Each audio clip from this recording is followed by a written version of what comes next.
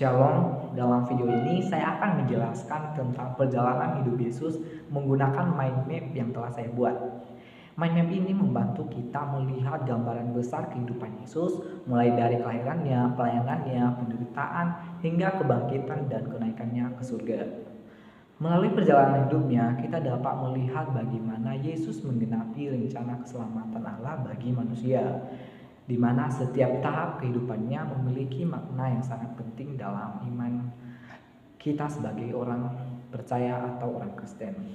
Jadi mari kita mulai, di mana yang pertama yaitu kelahiran Yesus. Kisah Yesus dimulai dari kelahirannya, namun kelahirannya bukanlah suatu kebetulan. Sejak perjanjian lama, kedatangannya telah dinubuatkan oleh para nabi. Dalam Yesaya 7 ayat 14 dikatakan bahwa seorang perawan akan mengandung dan melahirkan seorang anak laki-laki yang disebut Immanuel, yang berarti Allah beserta kita. Kelahiran Yesus terjadi di Bethlehem sesuai dengan nubuat di dalam Mikha pasal 5 ayat 2. Meskipun Yesus adalah raja di atas segala raja, ia lahir dalam kesederhanaan di sebuah palungan, bukan di istana mewah. Peristiwa ini menunjukkan bahwa Tuhan datang untuk semua orang, termasuk mereka yang paling sederhana dan rendah. Malaikat memberitahukan kelahirannya kepada para gembala, dan mereka datang untuk menyembahnya di dalam Lukas 2 ayat 8 sampai 20. Beberapa waktu kemudian, orang-orang Majus dari timur juga datang membawa persembahan di dalam Matius 2 ayat 1 sampai 12, yang menunjukkan bahwa Yesus bukan hanya raja bagi Israel, tetapi juga bagi seluruh bangsa. Yang kedua, masa kanak-kanak dan remaja Yesus. Setelah kelahirannya, Yesus dibawa ke bait suci untuk dipersembahkan kepada Tuhan sesuai dengan hukum Taurat dalam Lukas 2 ayat 22 sampai 38.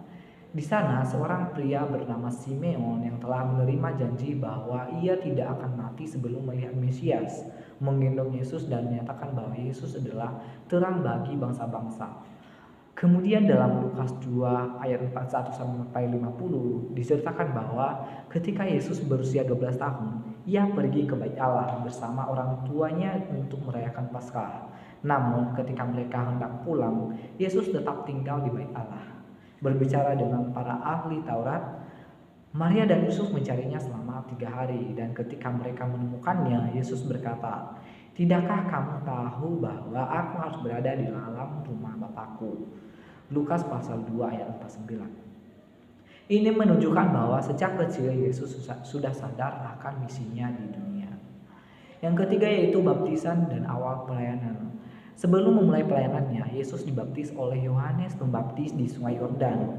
Dalam Matius 3 ayat 13 sampai 17, ketika ia dibaptis, langit terbuka, Roh Kudus turun seperti burung merpati, dan suara Allah Bapa berkata, "Inilah anakku yang kukasihi, kepadanya aku berkenan." Baptisan ini menandai permulaan pelayanan Yesus dan menunjukkan bahwa ia datang untuk menggenapi kehendak Allah.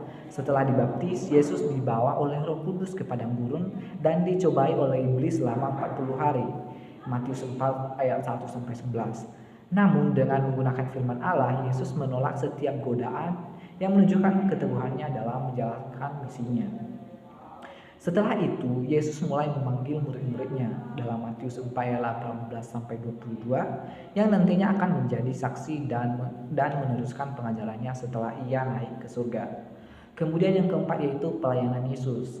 Pelayanan Yesus terdiri dari 3 hal utama, yaitu mengajar, melakukan mujizat, dan menggunakan perumpamaan untuk mengajarkan kebenaran rohani.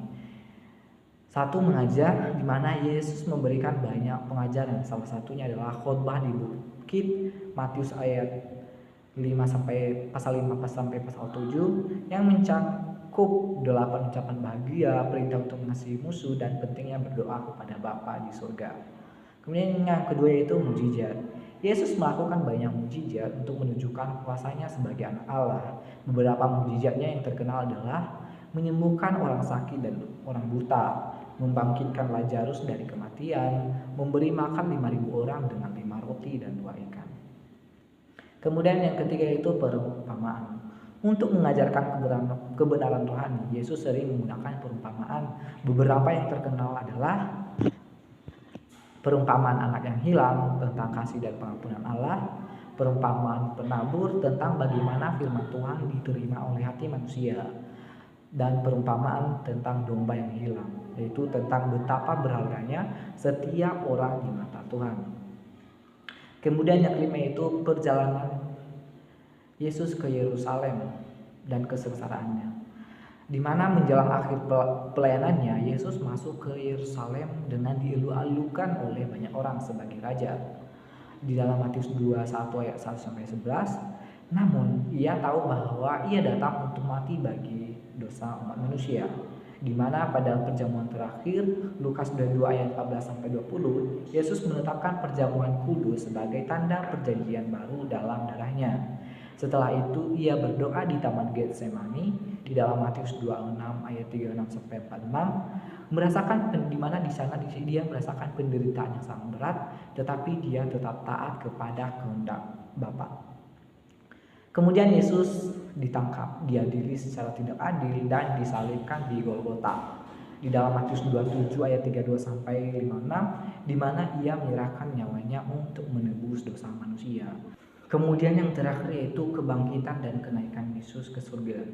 3 hari setelah kematiannya, Yesus bangkit dari kematian di dalam Matius 28 ayat 1 sampai 10, membuktikan bahwa ia berkuasa atas dosa dan maut. Setelah kebangkitannya, ia menampakkan diri kepada murid-muridnya dalam Yohanes 20 ayat 19 sampai 29 dan memberikan amanat agung yaitu dalam Matius 28 ayat 18 sampai 20 untuk memberitakan Injil ke seluruh dunia.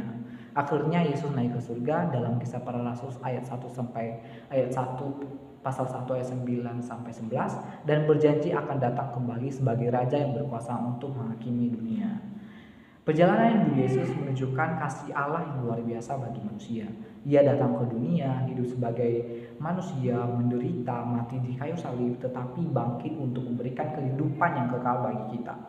Melalui mind map ini, kita dapat melihat bahwa seluruh kehidupan Yesus adalah penggenapan dari rencana keselamatan Allah. Semoga penjelasan ini memperkuat iman kita dan mengingatkan kita untuk selalu hidup dalam kasih dan ketaatan kepadanya. Tuhan Yesus memberkati. Shalom.